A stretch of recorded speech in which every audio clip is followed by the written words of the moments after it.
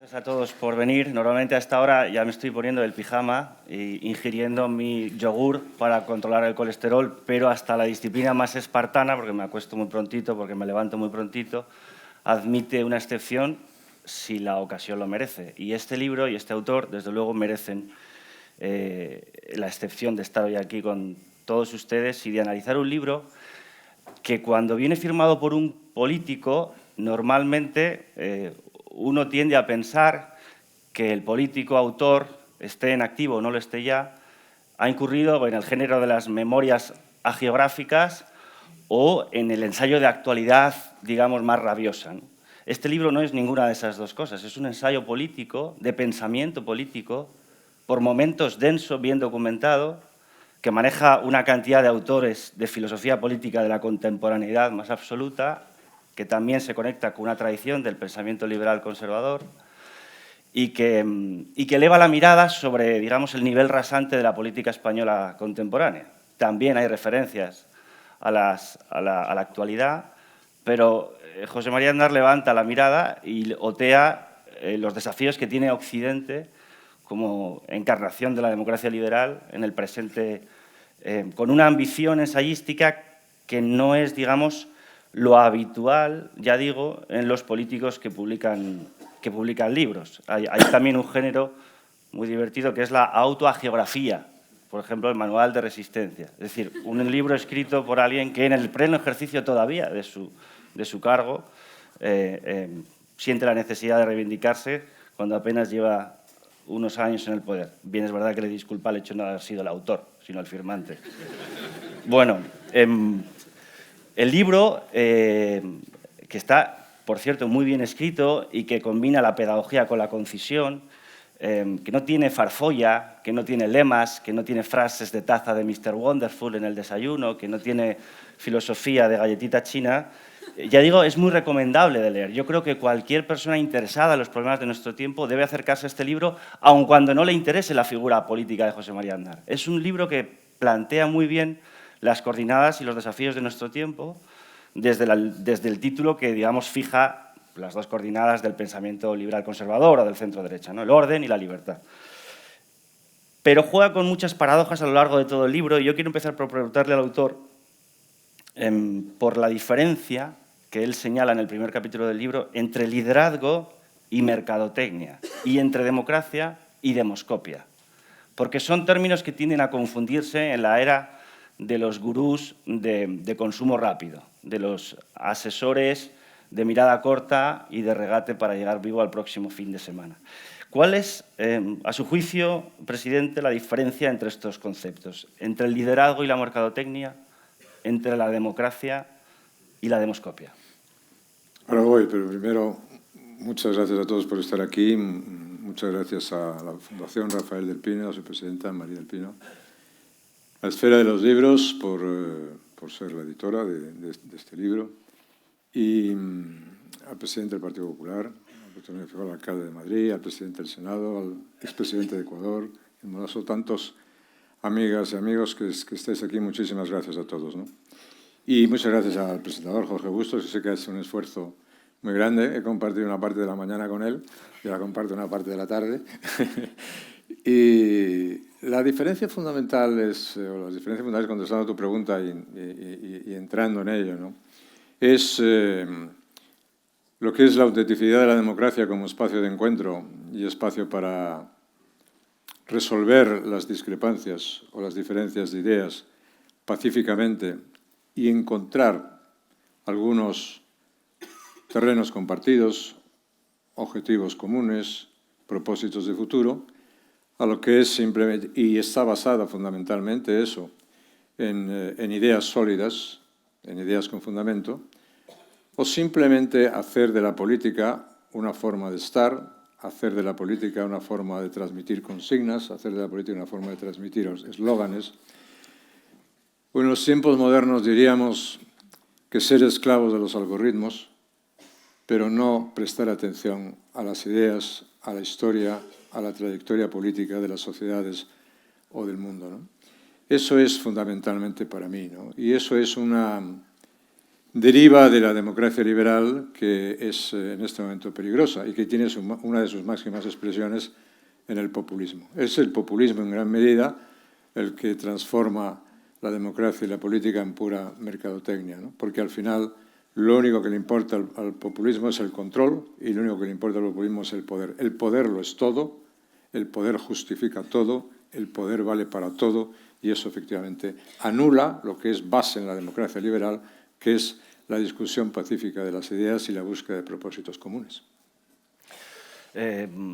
Usted en el libro parte de un diagnóstico, yo creo que compartido por muchos ensayistas, que es que estamos en la disrupción, estamos en esa fase gramsciana de que lo viejo no acaba de morir, lo nuevo no acaba de nacer, pero todo el mundo cree que estamos al final de algo, que estamos en un cambio de era, o si se quiere ser menos grandilocuente, en el principio de una nueva forma de entender el mundo, apoyada en dos cambios. Uno geopolítico, hay un nuevo tablero, hay un acabamiento del orden basado en reglas que arrancó del final de la Segunda Guerra Mundial, donde digamos que con sus altibajos, con sus violaciones, pero digamos que todo el mundo aceptaba un estado de cosas basado en el derecho internacional, más o menos, por lo menos en Occidente, por supuesto. Y luego la disrupción tecnológica, que sorprendentemente, digo, porque yo no sabía de sus investigaciones en este campo, pero luego hemos podido conversar sobre esto.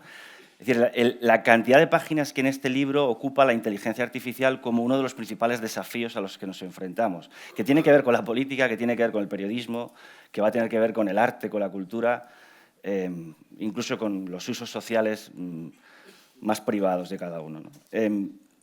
La inteligencia artificial, con el riesgo que conlleva de posthumanismo, el libro hace un diagnóstico del problema que puede significar para la civilización o para las sociedades humanas el hecho de poner nuestro futuro en manos de máquinas más inteligentes que nosotros mismos por primera vez en la historia del hombre.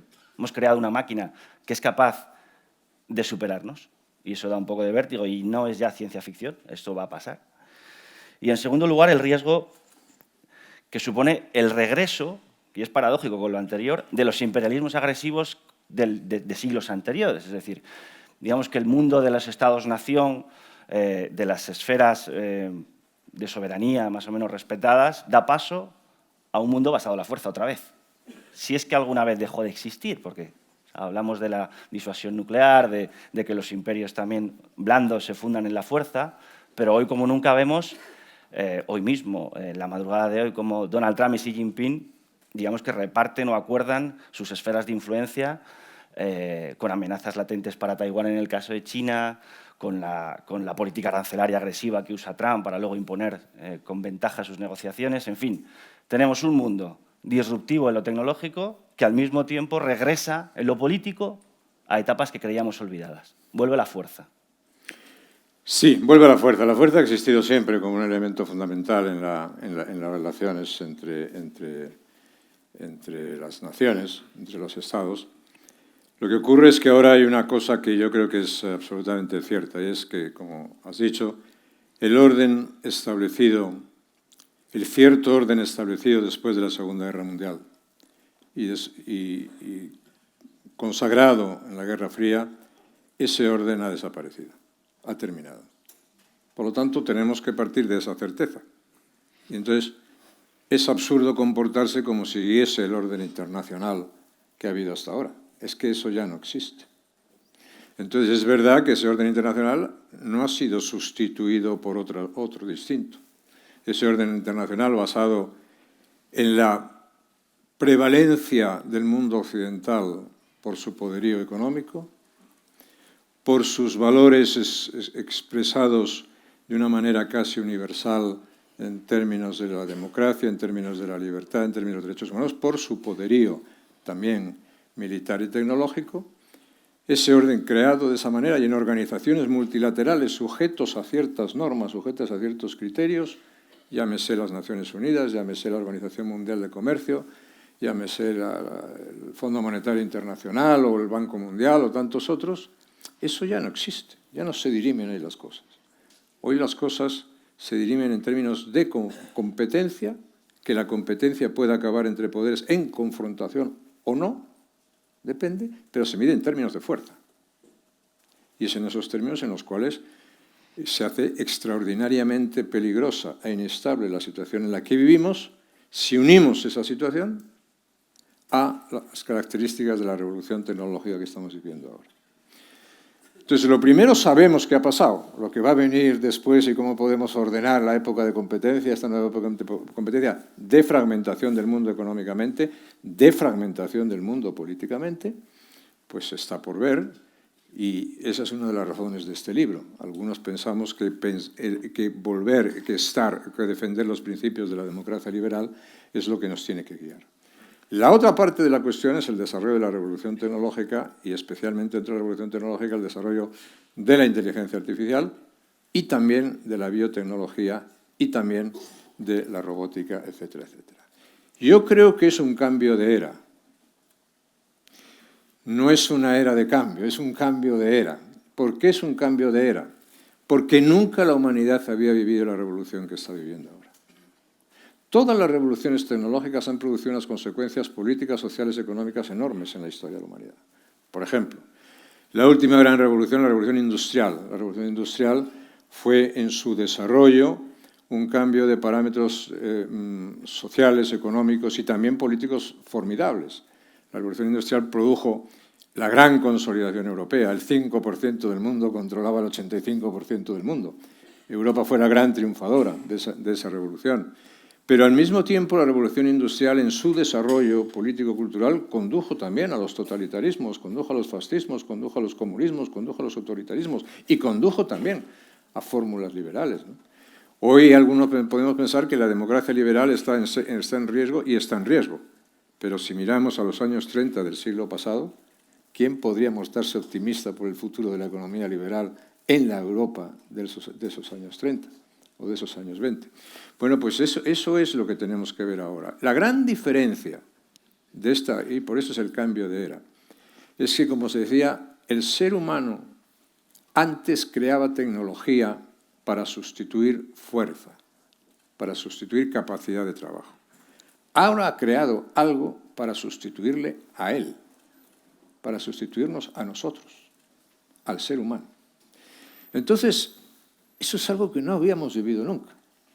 Es verdad que se podrá decir, oiga, y yo lo digo, en el mundo hay, no sé, 15, 18.000 bombas nucleares. Hay solamente 400 centrales nucleares que crean energía. Quiere decir que hemos puesto muchísima más capacidad en autodestruirnos que en producir energía para vivir y para convivir. Pero desde el punto de vista de lo que significa crear máquinas con capacidad no solamente de pensar más rápido que tú, sino de pensar autónomamente y de tomar decisiones sin intervención del ser humano, eso no había existido nunca.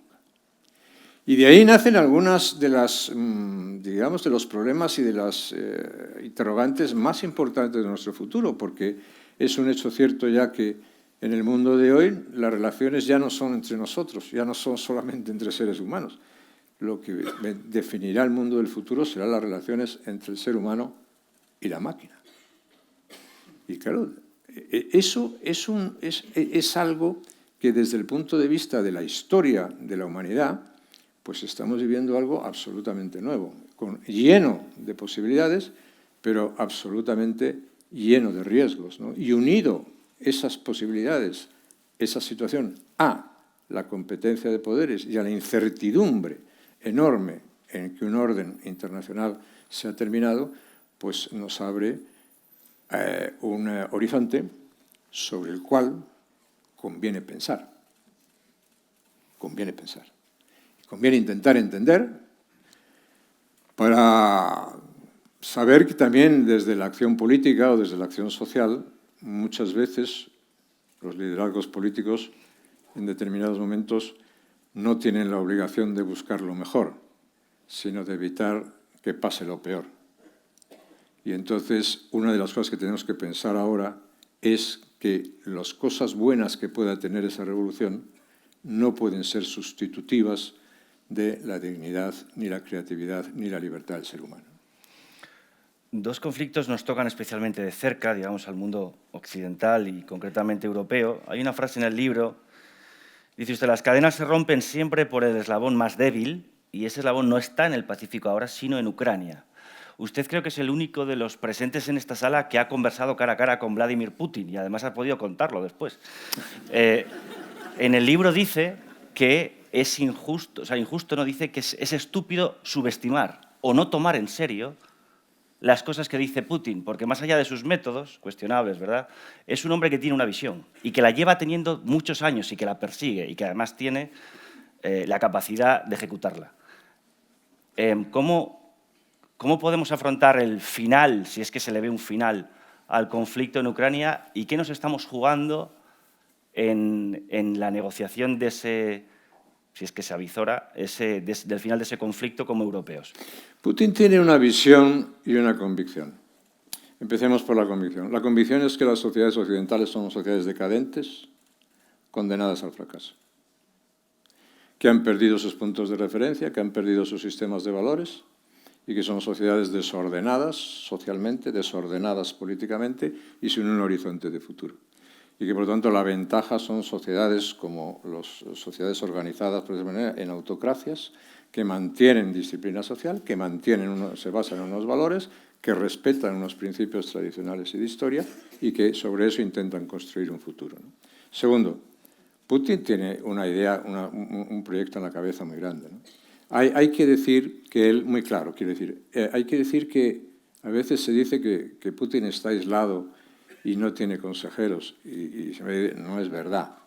Putin tiene 3 consejeros esenciales, que son Iván el Terrible, Catalina la Grande y Pedro Grande. Esos 3 consejeros son los que todos los días le inspiran y le dicen lo que hay que hacer. Pero él lo que quiere es recuperar el poder, no el poder de la Unión Soviética exactamente, sino el poder de Rusia como antigua potencia imperial, el poder de Rusia en el mundo. Putin es un señor que se dice yo tengo 7.000, 8.000 bombas nucleares, tengo una tecnología militar enorme, soy una potencia militar, sí que económicamente soy más pequeño, pero siendo esto y pudiendo condicionar a todos, me tratáis como si estuviese en la mesa de los niños. Y yo no acepto eso. Entonces, tiene esa visión muy clara de recuperar el poder ruso, ¿no? Entonces, lo hace de una manera como solo lo puede entender una mentalidad rusa. Mucha gente no se creyó que iba a intervenir en Georgia e intervino. Mucha gente no se creyó que iba a intervenir en Crimea e intervino. Yo mismo, por ejemplo, hablaba antes de la invasión de Ucrania con muchísimos amigos en los think tanks norteamericanos y en muchos medios norteamericanos y me decían, no va a invadir Ucrania. Yo decía, estáis totalmente equivocados. Putin no reúne 150.000 hombres en la frontera de Ucrania para mandarlos a casa después. Reúne 150.000 hombres para tomar Ucrania. Afortunadamente quiso tomarla en 48 horas, su estrategia fracasó, pero cuidado. Si la llega a tomar a las 48 horas, Occidente lo hubiese aceptado. Y por eso al principio a Zelensky no le mandaron armas. Le dijeron, te sacamos de allí. Que es cuando él dice, yo quiero armas para combatir, lo que no quiero es una silla de montar para marcharme a caballo.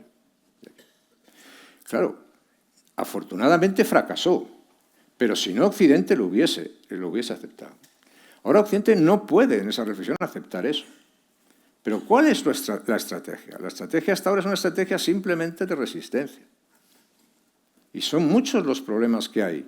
Pero esa resistencia solamente puede inclinarse si Occidente toma conciencia de que tiene que respaldar con todos los medios posibles, no solamente con sanciones económicas que son muy fáciles de sortear, sino con fuerza, con capacidades militares, a quien tiene no solamente el derecho de defenderse, sino quien tiene el derecho de reclamar que la soberanía, que las fronteras no se pueden vulnerar gratuitamente, ¿no? Si nosotros no aceptamos eso, o si hubiésemos aceptado al principio, o sea, si Putin llega a tener éxito en 48 horas, hoy los países bálticos vivirían mucho más intranquilos, pero hoy el problema lo tendríamos en las fronteras de Polonia o en las fronteras de Rumanía. Es decir, lo tendríamos mucho más todavía en el corazón de la Unión Europea. La Unión Europea como tal los europeos como tal, no podemos afrontar eso sin los Estados Unidos. Y por eso, aunque ahora esté en un momento crítico grande, el Pacto Atlántico es para los europeos más necesario que nunca. Dicho de otra manera, Europa no es explicable después de la Segunda Guerra Mundial sin la garantía de seguridad norteamericana, sin el apoyo económico norteamericano y sin el soporte político norteamericano. Hoy esa relación es mucho más importante todavía de la que era antes, porque las vulnerabilidades internas de Europa son tan graves, tan evidentes, que no nos sirven para garantizar nuestra propia seguridad.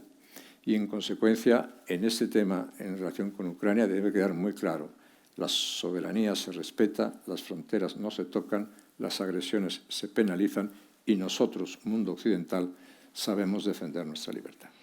Sobre el otro conflicto que interpela directamente a Occidente, en Oriente Próximo, en Israel, la guerra de Israel con Hamás, escribe: en esta guerra y en la paz que la suceda, está escrito antes y publicado el libro, antes del anuncio del acuerdo de paz, de los 20 puntos de Trump, Israel no debe estar solo, Occidente no debe capitular. Y dijo usted también, y fue usted muy criticado por ello, que Occidente tendría un serio problema si Netanyahu perdiera esta guerra. Pero claro, yo me pregunto, Occidente puede tener un serio problema si pierde esta guerra, pero Occidente también es una forma incluso de desempeñar la guerra, de proteger, de preservar unas reglas morales incluso en la guerra. Y eso yo no sé si Netanyahu lo tiene tan claro. No es solo Netanyahu, es Israel, porque ahora se centra en Netanyahu porque es el primer ministro de Israel, pero Israel es una lucha existencial desde hace mucho tiempo, desde su que vamos a partir, no vamos a partir de mil años, no 2000 años, ni a intentar que resolvemos los problemas de 2000 años, porque eso es un Desde el 47. Sí, vamos a ver, desde el 47 o del 48. Cuando las Naciones Unidas deciden partir el territorio, y una parte es Israel, otra parte es Palestina, y los palestinos no aceptan. Y es la guerra del 48, que gana Israel, es la guerra de esos 6 días del 67, que gana Israel, es la guerra de Yom Kippur del 73, que va así, pero que no pierde Israel, y es ahora la guerra contra el terror. Israel ha dado militarmente la vuelta a todo el Oriente Medio. El tablero del Oriente Medio ha cambiado sustancialmente. Irán, que era la gran amenaza, ya es mucho menos amenaza, porque su capacidad nuclear ha quedado claramente disminuida. Los anillos, los socios, los colegas, los cómplices que tenía Irán han sido muy golpeados. En Líbano, Hezbollah. En Siria ya no existe Assad. Los hutíes en Yemen están muy controlados y está el tema de Hamás en Gaza. Bueno, bien, yo quiero decir a este respecto dos cosas lo más claras posibles. Una, Israel es parte de Occidente y una parte esencial de Occidente. Por lo tanto, lo que afecte a Israel y le pase en Israel, nos pasa a nosotros. Si Israel fuese derrotada, Occidente es derrotado. Y si Occidente es derrotado, España es derrotada. Eso no quiere decir que uno tenga que justificar o estar de acuerdo con todas las decisiones que tome el gobierno de Israel. Quiere decir que hay que saber históricamente cuál tiene que ser nuestro lugar y qué es exactamente lo que nos jugamos. Segunda consideración que quiero decir. Esa guerra en Gaza empieza por la violación de las fronteras y de la soberanía de Israel, por un ataque terrorista que mata a miles de personas, que viola, que asesina y que secuestra. Y estamos viviendo las consecuencias de todo eso, a veces de manera terrible, y todavía se está jugando con el retorno de cadáveres de rehenes de una manera dramática, de una manera brutal, por organizaciones terroristas que viven de eso. Nos imaginemos cuáles serían las consecuencias para el mundo occidental o las consecuencias para España si el terrorismo de Hamás, vinculado a la amenaza nuclear iraní, fuese predominante o ganase la guerra en Gaza. Bueno, yo creo que el mundo occidental entre lo de Ucrania y entre lo del Medio Oriente, estaría evidentemente en unos riesgos muy serios, ¿no? Y algunos de ellos pensando cómo corremos a ponernos al servicio del vencedor, ¿no? Porque sobre eso hay muchas cosas escritas, ¿no? Y sobre los cambios de opinión no voy a entrar en detalles, pero ya también. Yo no he cambiado de opinión de esta mañana a esta tarde y ni he cambiado de opinión en considerar a Israel del mundo occidental. Pero es verdad también que grandes genios de la humanidad cambiaban de opinión. No hay que olvidar que Beethoven dedicó su tercera sinfonía, la heroica, se la dedicó a Napoleón. Pero la séptima se la dedicó a los Habsburgo cuando los Habsburgo derrotaron a Napoleón. Entonces, se lo perdonamos. Que incluso en el mundo de la música y en el mundo de los genios hay ejemplos de cambio de opinión que nos vale. Pero conservar, entender exactamente cuál es el valor estratégico e histórico que tiene Israel para nosotros es absolutamente fundamental. Otro de los asuntos que aborda el libro, y esto también es otro reto de unas dimensiones casi inabordables, es la demografía. Hay una inquietud demográfica porque también por primera vez en muchos siglos el mundo va camino de contraerse. Una vez que llegue al tope poblacional, que algunos calculan en 2050, otros lo alargan hasta 2080, a partir del cual el mundo, no solo Occidente, no solo las naciones desarrolladas, parece que va a empezar a contraerse, que la gente, no solo por razones económicas, también culturales, decide dejar de tener hijos. Y eso, la consecuencia de eso es una despoblación y la consecuencia de eso es un inevitable efecto llamada a aquellas zonas donde se mira a las zonas despobladas como una promesa de prosperidad o como un refugio para gente que huye de dramas autóctonos. En el caso de Europa y en el caso de España esto es muy evidente. Es uno de los grandes retos que abordamos como país. El estrecho cada vez, digamos que es menos frontera y es difícil creer que eso pueda cambiar. Pero a la hora de abordar la inmigración, que quizás sea en estos momentos el motor de voto más potente, me atrevería a decir, de Occidente, no solo de Europa, lo que decide ahora mismo, lo que decanta ahora mismo las elecciones y lo que articula los discursos populistas de los partidos que están en auge, se pueden optar por dos posiciones y el libro las identifica bien. Por un lado está lo que el libro llama la hipocresía de los buenos sentimientos de la izquierda, que por un lado no se atreve a hacer un discurso realista con la inmigración, porque arrastra, digamos, unos valores utopistas de fronteras más o menos abiertas, aunque luego en la práctica no se priva de hacer las mismas devoluciones en caliente o más que gobiernos de signo conservador. Algunos socialdemócratas nórdicos ya ni siquiera tienen ningún empacho en, digamos, cambiar abiertamente de orientación y adoptar posiciones más duras, propias de la derecha. Y también está la derecha populista o radical, que directamente hace un discurso abiertamente xenófobo. Es decir, que se cae un viejo tabú que ha funcionado en Occidente, en los sistemas de alternancia, de turnismo, donde digamos que se consideraba de poco tono abiertamente plantear la deportación masiva y las redadas como algo deseable. Entre la hipocresía de los buenos sentimientos y la xenofobia desorejada, ¿cuál es el camino de un centro-derecha civilizado, occidental? El de la democracia liberal, pero ahora voy a explicar una cosa sobre eso, ¿no? Pero yo creo que desde que el mundo es mundo, intento explicar en el libro, hay 5 factores, que hay que analizar para ver cuál es la posición que uno tiene en el mundo y cuál es la que uno puede tener. Y eso tiene mucho que ver luego con el diseño de objetivos y con el diseño de aspiraciones o de ambiciones. Es la demografía, el poder económico, el poder militar, el poder tecnológico y el poder cultural. Entonces, me da igual, estamos en Madrid, estamos en París. Si yo quiero saber cuáles son mis posibilidades, tengo que analizar eso. Y entonces, a partir de eso, uno llega, estas son las posibilidades de Europa, estas son las posibilidades de Estados Unidos, aquí está la competencia, cómo está la competencia con China, es como tal. Y el primer factor es el factor demográfico. Entonces, no hay que olvidar que la humanidad siempre ha sido una humanidad expansiva, siempre hemos tenido más población. Y el único periodo de la historia de la humanidad donde la población cayó fue en la peste negra. Siglo XIV. Siglo XIV. Ahora, a partir del año 2050, la población del mundo va a decaer. Bueno, una cosa es perder población por la peste negra y otra cosa es perder población porque uno ha dicho no queremos tener hijos. Son dos cosas distintas, muy distintas. Lo primero lo puedes afrontar de una forma menos complicada que lo segundo. Lo que yo digo que son dos fenómenos interrelacionados, pero que no es lo mismo. Una cosa es la inmigración y su tratamiento y otra cosa es la demografía. La inmigración no es sustitutiva de una caída demográfica, es paliativa. Puede ayudar, pero no puede sustituir.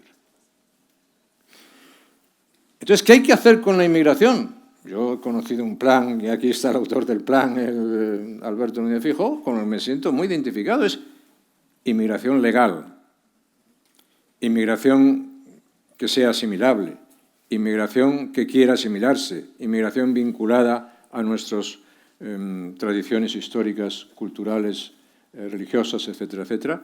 Eso es fundamental, porque lo fundamental de la inmigración es integrarse. Entonces, el buenismo de la izquierda, eso ya ha pasado también a la historia. Forma parte del retraso intelectual de la izquierda. O sea, la izquierda está siendo arrollada intelectualmente, culturalmente y en general también políticamente, y espero aquí en España también, pronto, pero intelectualmente, académicamente, está siendo culturalmente arrollada. Pues muy bien, perfecto. Pero no puede ser arrollada por lo opuesto o por hacer lo mismo que hace la izquierda de otros puntos de vista. Es decir, el buenismo que entre quien quiera o la tontería de decir, hay que echar a todo el mundo. Muy bien, yo lo vuelvo a repetir. Yo he escuchado eso decir, hay que echar a todos los inmigrantes. Muy bien, echa a todos los inmigrantes. ¿Usted se ofrece voluntario para hacer el trabajo que hacen los inmigrantes? ¿Cómo se mantiene esto? ¿Cómo se hace esto? Otra cosa distinta es controlar las fronteras, controlar la inmigración, hacerla viable y hacerla posible. Esa es una cuestión que forma parte del debate político actual y que hay que hablar muy claramente a eso. Yo, durante los 8 años que tuve el honor de presidir el gobierno de España, España creció, afortunadamente, creció mucho económicamente. Esa economía no se puede explicar sin los inmigrantes, ese crecimiento. Hay muchísimos trabajos que los nacionales españoles no queremos hacer y que hacen los inmigrantes.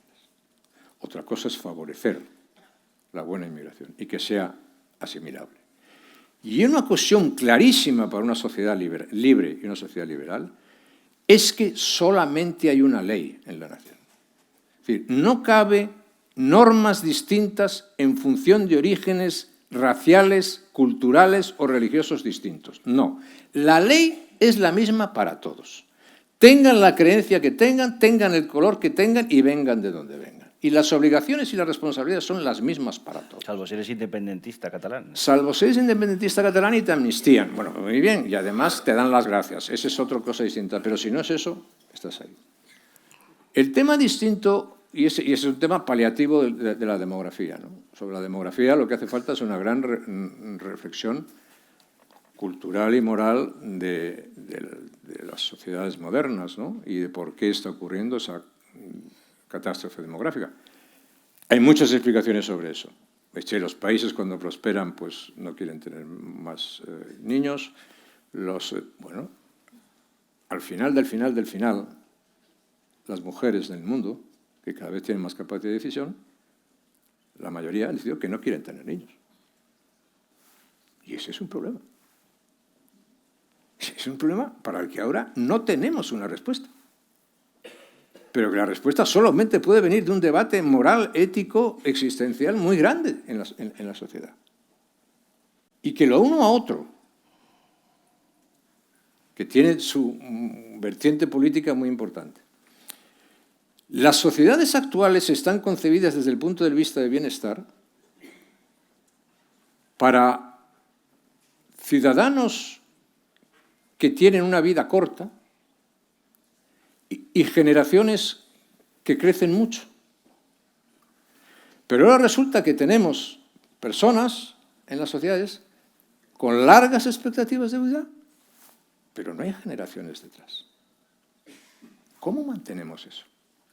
¿Cómo se mantiene eso? Las pensiones. Las pensiones y muchos consideraciones sociales. Yo lo que digo es, no voy a decir que yo tenga una respuesta, digo, sobre eso hay que hablar. Y uno de los problemas de la España de hoy, y yo creo que, si no me equivoco, mi amigo y presidente Alberto Núñez Feijóo le preocupa mucho, es que no existe la posibilidad de hablar de esas cosas. O sea, tener una conversación política en la España de hoy, en muchos países, en los Estados Unidos también, o en otros países, es imposible. Pero estos son los temas esenciales sobre los cuales tenemos que discutir y tenemos que intentar buscar unos compromisos y buscar determinados acuerdos, ¿no? ¿Eso significa renunciar a...? No, al contrario, eso es la afirmación de las convicciones. Solo se llega a compromisos desde las convicciones. Solo se llega a compromisos o acuerdos desde las convicciones morales y convicciones políticas. Y eso es, en este momento, muchas de las cosas que faltan, ¿no? Tú me dices, ¿es fácil hablar esto con muchos líderes políticos hoy? No, es imposible. ¿Por qué? Porque hay muchos de ellos que no conocen la historia, no saben la historia. Permíteme un ejemplo, no tiene que ver con esto, pero la gente que ahí sí sabía de historia, ¿no? Pero yo tuve que explicar. Afortunadamente Argentina ahora, pues gracias a Dios va saliendo, ¿no? Y ojalá salga. Pero en el año 2000, en una de las grandes crisis de Argentina, una de las peores que a mí me tocó vivir como presidente del gobierno, a nosotros Argentina nos pidió ayuda. Y yo dije, Argentina, voy a dar ayuda. Hicimos la concesión de un préstamo en unas condiciones inmejorables para Argentina, de mucho dinero para lo que es España. Y entonces había algunos que no estaban muy de acuerdo, porque decían, bueno, eso es mucho dinero para nosotros, y segundo, la capacidad que vamos a tener de recuperarlo es más que dudosa. Y yo zanjé el tema diciendo una cosa, pero mire usted,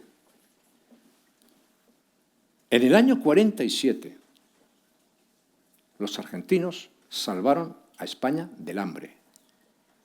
Del hambre. Y mandaron trigo a España, de Argentina, para que no pasásemos hambre. Hoy, si los argentinos necesitan a los españoles ayudan a los argentinos. Que me cueste un poco más o que me cueste un poco menos, me da igual. Pero ese es el sentido histórico que tienen que tener muchas decisiones y muchas cosas. Lo que ocurre es que para eso conviene asomarse de vez en cuando a los libros de historia, ¿no? Y yo he escrito algunos libros, como ha dicho Imelda Navajo, pero he leído mucho más de los que he escrito. Lo digo porque es que hay alguno que ha escrito alguno, pero no ha leído todavía menos los que ha escrito. Que ha firmado más de los que ha leído. Ha firmado más de los que ha leído. Precisamente hablando de Hispanoamérica, hay un capítulo del libro sobre la encrucijada hispanoamericana. No sé si advierte usted deshielos en la era populista que ha vivido en los últimos años Hispanoamérica, si hay un retorno a la institucionalidad o si en algunos casos ese pendulazo se dirige también hacia un populismo contestatario, poco institucional tampoco, estoy pensando también en la Argentina actual, pero hay una república clave que quizá no sea considerada política para nosotros, no deba ser considerada política exterior, sino política doméstica, que es Venezuela. En estos momentos hay un portaaviones nuclear, el más grande de la flota estadounidense, el Gerald Ford, dirigiéndose hacia el mar del Caribe para ponerse delante de las costas de Venezuela. No sé si usted cree que los venezolanos pueden soñar con la posibilidad real, mediante la intervención por la fuerza, volvemos al debate de la fuerza, de Donald Trump a través de la flota naval desplegada en el Caribe, de que realmente el régimen, la cúpula militar corrupta que sostiene al régimen se venga abajo por la presión militar exterior de Estados Unidos, o si Trump está pensando en algún tipo de intervención como la que sucedió en Panamá. ¿Es lícito soñar con esa clase de cambio político o puede traer más problemas de los que resolverá? No solamente es lícito, sino que además es deseable. Es decir, Venezuela es un narcoestado, gobernado por narcocriminales. El último episodio electoral fue que, evidentemente, unas elecciones que ganó la oposición fueron robadas de manera brutal. Yo soy de los que he reconocido a Edmundo González como presidente de Venezuela y es el único presidente que reconozco. Por lo tanto, a mí me gustaría ver a Edmundo González de presidente de Venezuela.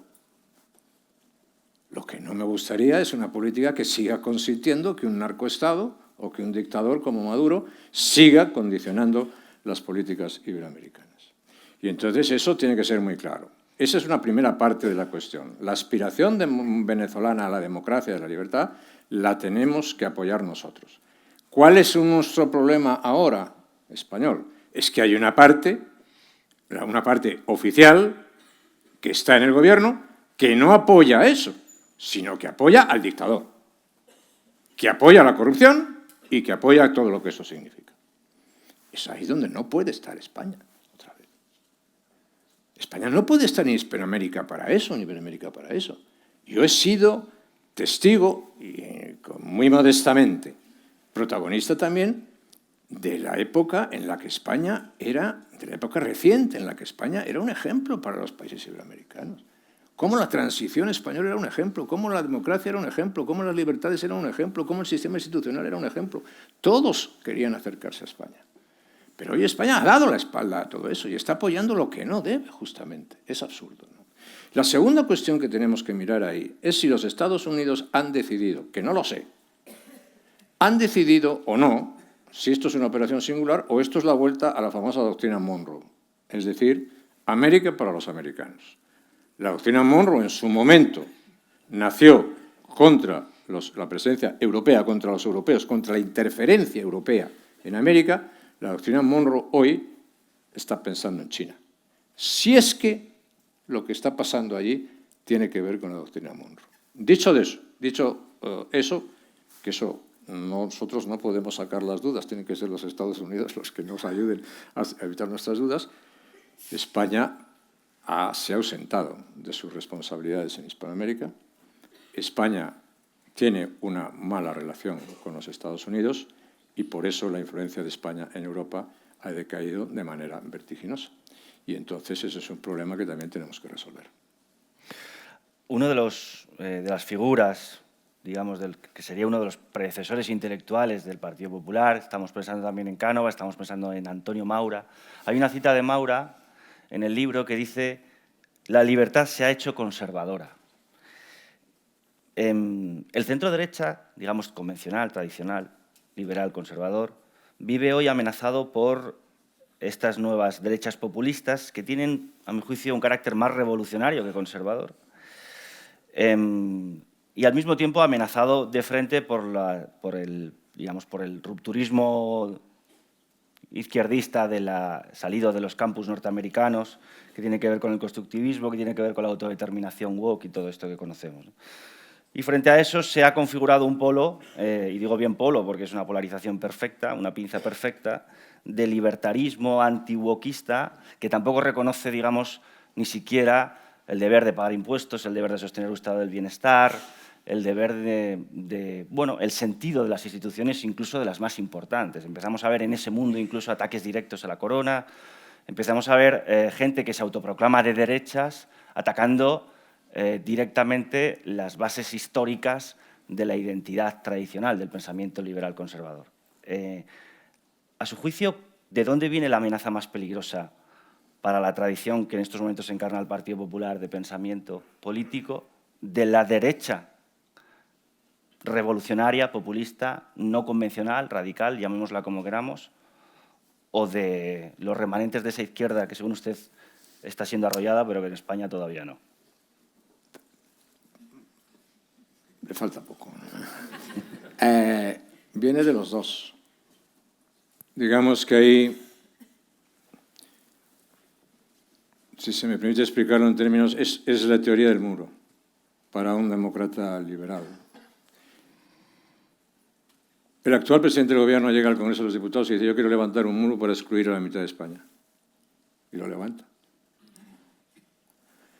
Y desde una parte del espectro político español, desde el partido de la derecha extrema, de la extrema derecha, Vox, se dice: yo quiero el muro pero pintado por mí, para excluirles a ellos. ¿Cuál es la posición? Yo no quiero muro. No quiero ningún muro. Y si tiene que haber una valla, es la que excluye a aquellos que quieren cargarse la unidad de España, la Constitución o la convivencia entre los españoles. Y lo digo por ese orden, porque quien va contra la unidad de España y va contra la Constitución está jugando con la convivencia entre españoles. Y eso es peligrosísimo. La convivencia entre españoles se sella durante la transición y tiene una expresión constitucional. Quien juega con eso, juega con fuego. Y es en donde estamos.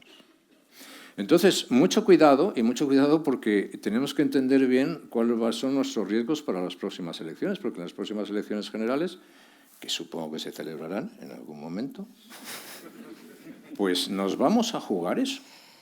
Y entonces nuestra responsabilidad es inmensa. Por eso yo hago esto, querido Jorge, hago una apelación muy seria a la responsabilidad ciudadana. O sea, en un país donde se ha perdido en gran medida políticamente el sentido de la responsabilidad, hoy hemos tenido otra demostración durante 5 horas o no sé cuántas, la responsabilidad política ha dejado de existir en gran medida, pero es que hay una responsabilidad ciudadana que cumplir. Claro, y aquí eso nos olvidamos. Los ciudadanos españoles no podemos ser espectadores del desgarro de España.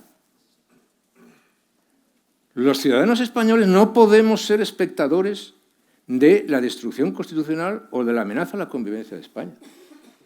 Los ciudadanos españoles no podemos ser espectadores del destino de nuestro país. Tenemos que intervenir en el destino de nuestro país. Esa es la ciudadanía y esa es la responsabilidad ciudadana. Y eso se consigue en España desde posiciones centrales. El único partido constitucional que queda en España es el Partido Popular. El único. El objetivo de la extrema derecha de Vox es acabar con el Partido Popular, con el único pilar constitucional que hay en España. Porque el Partido Socialista ya no lo es otra cosa. Es la cabeza de unas minorías antinacionales, anticonstitucionales y excluyentes.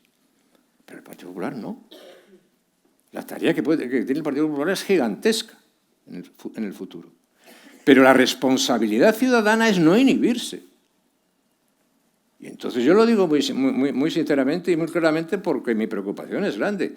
Ante un ciudadano que se inhiba, ese ciudadano que no me venga luego a reclamar, porque se ha inhibido. Y entonces, citando a Antonio Maura le dijo una vez al rey Alfonso XIII, en 1917, España se encaminará y tendrá arreglos si los españoles dejan ser espectadores de su propio suicidio.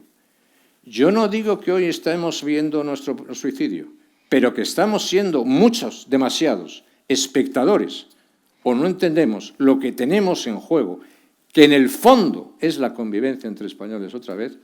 Cuidado con ese tema, porque las cuestiones hoy en España no están para inhibirse, están para el que pueda hacer, que haga. Esa frase le perseguirá. En el fondo es la frase de Julián Marías, que citaba Fernando Savater, ¿no? Los ciudadanos no se preguntan, los ciudadanos libres de una democracia no se preguntan qué va a pasar, sino qué vamos a hacer.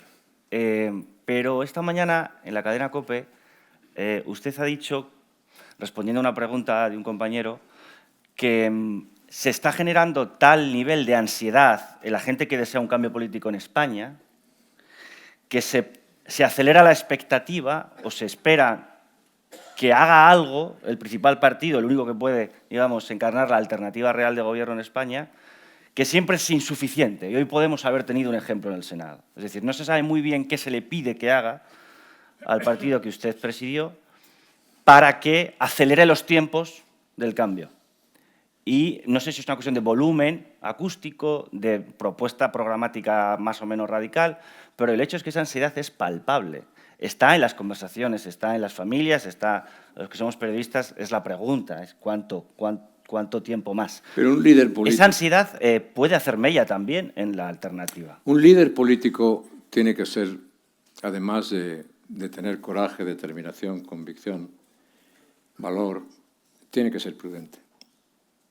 Entonces, Esas condiciones las tiene la persona aquí presente, Alberto Núñez Feijóo. Pero yo le criticaría, incluso públicamente, si alimentase la frustración de los españoles. Porque no es esa la cuestión. Alimentar la frustración es llevar al país a un callejón sin salida. Y entonces hay que explicar las cosas muy claramente. Y no cansarse. ¿La moción de censura es un callejón? La moción de censura o las elecciones. Y no hay más. Lo que uno no puede hacer es estarse quieto, que es otro tema distinto, ser inactivo, ser espectador. Hay que hacer, se pueden hacer muchísimas cosas. Pero si no hay materiales para una moción de censura, y no los hay, pues habrá que esperar a las elecciones. Y entonces alimentar la frustración es evidentemente no solamente generar todavía más impaciencia, es más generar más desasosiego, es alimentar posiciones extremistas. Que es decir, aquí el juego consiste en tener más piedras que el adversario. No, ese no consiste el juego. El juego consiste en tener una mayoría nacional a la que se llame para enderezar y poner orden en el país. Y garantizar la convivencia y la libertad en el país. Eso es la política que, en mi opinión, se tiene que seguir. Y esa es la política que, en mi opinión, está siguiendo Alberto Núñez Feijóo. No quiero decir con esto, no es fácil, no, yo he sido jefe de la oposición. Sé lo que es ser jefe de la oposición. Y sé lo que es también jugar con algunas imprudencias. Yo recuerdo muy bien, estando en la vieja Alianza Popular, porque yo, como tengo algunos años ya, fui diputado en el año 82, cuando tenía 29 años, ¿no? Yo llegué allí y yo recuerdo, claro, el PSOE había ganado las elecciones con 202 diputados. Y entonces, con 202 diputados, y la primera vez que la izquierda gobierna en España, en 50 años, en 60 años, después de una guerra civil, después del régimen de Franco, todos esos se quieren. Y al mes de que llegan, el partido entonces Alianza Popular publica un folleto, que por ahí estará, con un señor colgado por los pies estrujado que dice, esto tiene arreglo. Y digo, oiga, que hace un mes han ganado con 202 diputados y 10 millones de votos, que llevan 50 años fuera y en un mes eso tiene arreglo. Eso no puede ser. Luego, evidentemente, hay que hacer muchas cosas en la vida política y en la oposición. Hay que intentar abreviar el periodo de la oposición. Yo siempre digo que ser opositor político es ser también ejercer una oposición. Yo qué sé, a inspector de Hacienda o a notario, es lo mismo. Es una situación desgraciada. Claro, porque no tienes que estar todo el día trabajando y no consigues resultados. ¿Hasta cuándo? Hasta que te examinas. Claro, y me dice, ¿usted cuándo vas a terminar la oposición? Coño, cuando me examine. Y cuando me examine, si tengo suerte, la termino. Si no, a lo mejor no la termino y tengo que repetir la oposición y tengo que hacerla más veces. Entonces, esos periodos hay que procurar abreviarlos. Lo que no hay que generar es frustración a la gente. Y lo que hay que procurar dentro de la responsabilidad ciudadana es que ese espacio de centralidad lo aprovechen los españoles. No lo pudimos aprovechar en las últimas elecciones. Pero yo digo además, España tendría una oportunidad políticamente formidable en el mundo si desde la centralidad política transmite que es posible el cambio y que es posible las transformaciones decididas en una sociedad fundamental. Esa oportunidad es para España, no solamente para el Partido Popular. No es un desafío para una persona, que también. No es un desafío para una fuerza política, que también. Es una oportunidad para España que es mucho más importante todavía. Además de la ansiedad o de la melancolía que sigue a las expectativas frustradas, hay otra pasión negativa, otra emoción negativa que estudia el libro, que es la nostalgia, que está muy de moda ahora. No solo la política, también en el mercado en general. Es un reclamo para venderte cualquier producto, la nostalgia. En el libro usted es muy crítico con la nostalgia, cosa que podría sorprender a alguien que lo ubicara en el espectro conservador. Pero la nostalgia es una trampa, efectivamente, porque lleva a la parálisis y porque lleva a ilusionarse con una edad dorada que probablemente, si acercamos la lupa, nunca existió como tal. Pero engatusa, y como hay un momento de decadencia, desconcierto y cierta confusión, nunca la nostalgia ha tenido tanto poder de seducción como ahora. ¿Cómo se combate ese discurso que que también se oye muy a menudo, incluso entre las bases sociológicas del centro-derecha, ante la angustia por los cambios, por la aceleración de la época, España ya no es lo que era, ya no es reconocible, ya para qué. Es decir, cunde un cierto desánimo que es consecuencia de la nostalgia. ¿Cómo se ilusiona a alguien que tiene que, bueno, principalmente en el líder de un partido político, llevarlos a votar? Pero a la tarea a la que usted está convocando, que es más amplia que el voto, que es una ciudadanía activa, ¿cómo se la anima desde la sensación cada vez más extendida de que vivimos en un estado de postración y nos refugiamos en los recuerdos del abuelo? Hay una nostalgia, yo creo que el peligro de la nostalgia lo estudia muy bien, creo que es Anna Applebaum, y hay una nostalgia muy destructiva. Pero un buen liberal conservador y un buen ciudadano no es nostálgico, es ambicioso de futuro. Y la ambición de futuro es lo que tenemos que hacer. Un buen ciudadano hoy, yo creo, o por lo menos yo lo entiendo así, sin dar ejemplo de nada, pero yo analizaría para lo que hay que hacer en España los 5 factores que yo he dicho.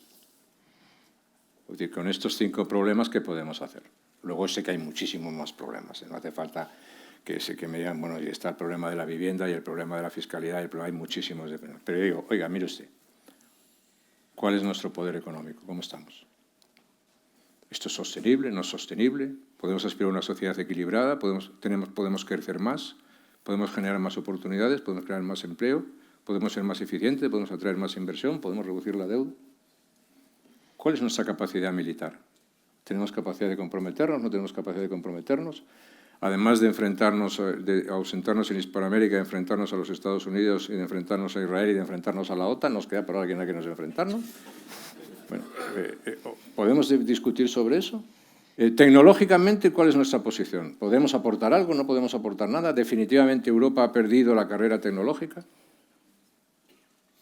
Yo soy de los que cree que una de las razones por las que Europa hace 15 años era el 25% de la riqueza del mundo y hoy es el 15% de la riqueza del mundo, es porque Europa ha perdido la revolución tecnológica. ¿Y ha perdido la revolución tecnológica? ¿Por qué? Porque el modelo europeo en el que estaba basado, en general el modelo europeo, se ha caído también. El modelo europeo, que era seguridad norteamericana, que era energía barata de Rusia y que era comercio abierto con China, se ha terminado. Y entonces, cuando viene un presidente de los Estados Unidos con unos modales mejorables, sin duda ninguna, pero te coge por las solapas a los europeos y dice, oye, tú no puedes seguir así y tienes que hacer otra cosa, pues claro, un buen dirigente político tiene que decir esto. ¿Cuál es la posición que yo puedo tener aquí?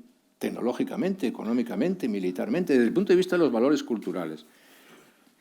Yo soy de los que cree que el desarrollo de la cultura woke para los valores occidentales ha sido catastrófico. Y yo siempre me he negado a ello. Mire usted, y lo he dicho públicamente muchas veces y lo vuelvo a decir, yo no voy a pedir perdón ni hacer penitencia por muchas cosas. No voy a pedir perdón, ni por haber nacido en España, ni por ser español, ni por sentirme español, ni porque España haya descubierto América, ni por ser como soy, ni por sentirme castellano, ni por ser cristiano. No me da la gana de pedir perdón. Y no quiero hacer penitencia. Y no voy a hacer penitencia. Los valores universales en los que está basado nuestro sistema de vida son unos valores que deben defenderse. Y nuestros problemas es que esos valores no los defendemos, no los estamos defendiendo. Y otra cosa distinta es que los países autocráticos como China, como Rusia, que desafían nuestro modelo, digan, oiga, es que yo no acepto sus valores. Muy bien, usted no acepte nuestros valores. Yo no tengo por qué aceptarlos, no acepto nuestros valores. Pero el problema está que desde dentro de nosotros destruyamos nuestros valores. Y es por lo que esos dirigentes, llámese Putin, llámese Xi Jinping, llámese el coreano y llámese el iraní, creen en la decadencia de las sociedades occidentales. Y al final, igual que en el tema de la revolución tecnológica y de la inteligencia artificial, el final de esa película será, en mi opinión, si los seres humanos conseguimos una revitalización moral de nuestras sociedades, una recuperación del sentido humano de las cosas, una enseñanza masiva e intensa de las humanidades en nuestros sistemas educativos y culturales que nos permita afrontar ese desafío. Bueno, pues desde el punto de vista de lo que es la seguridad en el mundo, recuperar esos valores universales que yo creo que son bien defendibles y que han tenido en la historia puntos oscuros y puntos claros. La libertad, la democracia, el Estado de Derecho, los sistemas institucionales, la libertad de opinión, la libertad de pensamiento, el pluralismo, la tolerancia, la igualdad entre mujeres y hombres. ¿Vamos a dejar de defender eso? Mire usted, quien ponga eso y que quiera parcelar todo eso por géneros, por identidades, por razas, por sexos, por lo que sea, o por lo intermedio, es lo que hoy está en retirada en el mundo. Ahora, eso se tiene que sustituir por esto que yo acabo de decir, no por hacer prácticamente lo mismo desde la trinchera contraria. Para ir terminando, presidente, no sé cómo contempla, si con optimismo o con inquietud, las nuevas generaciones. No me refiero a las del PP en concreto, las nuevas generaciones en general. Hace 10 años, los ataques, el desprestigio de lo que llamaban entonces el régimen del 78 partía de las filas de la izquierda. 15M, todo lo que conocemos. 10 años después se oye el mismo ataque o silbato de guerra contra el régimen del 78, contra los boomers que nos impiden nuestro desarrollo y nuestro futuro, que nos impiden emanciparnos, tener acceso a una vivienda, desde las filas de los jóvenes, iba a decir de derechas, pero desde luego enemigos de la izquierda y enemigos también de la institucionalidad que representa el llamado régimen del 78, que era una etiqueta, digamos, acuñada por Iglesias y sus huestes y ahora es ampliamente compartida por no pocos votantes de Abascal. ¿Cómo se transmite a esa generación enfadada y que en muchos casos tiene razones para estarlo, porque efectivamente el acceso a la vivienda en este país se ha convertido en una heroicidad? ¿Cómo se transmite el valor de la institucionalidad? ¿Cómo puede hacer el próximo presidente, en el caso de que esté aquí sentado en primera fila del Gobierno de España, para volver a ilusionar con la democracia del 78, para transmitir a las nuevas generaciones de españoles que es un mundo deseable, que es un sistema de prosperidad también para ellos, que les interpela, en el que van a poder desarrollar su proyecto de vida? Porque hoy diría que no es un banderín de enganche que ilusione mucho a la muchachada.